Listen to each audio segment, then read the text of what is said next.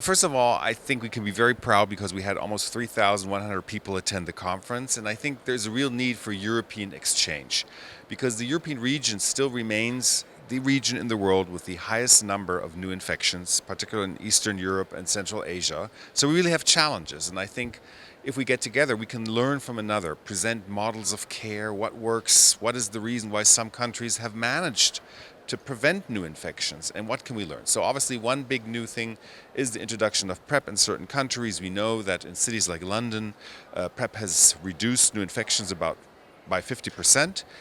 Today we're hearing data where PrEP in France is also reducing new infections at least by 25% in men who have sex with men. So we know that the new tools we have are actually working. And maybe that will encourage, enhance the use of these prevention tools in other countries as well.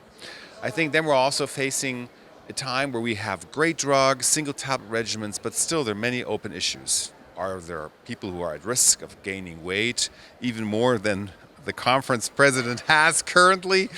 And it looks as if there are some intrinsic effects of some of the integrase inhibitors, maybe not for everyone, but for some there are differences in the adipocyte differentiation, which may make you at risk for gaining more weight under these regimens.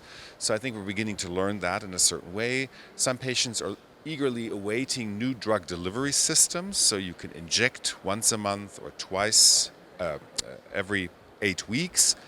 And there are also implants which may be given only every 6 months. So then people sort of don't have to worry about taking the tablet and can rely on other delivery methods. So I think that's also a big step forward.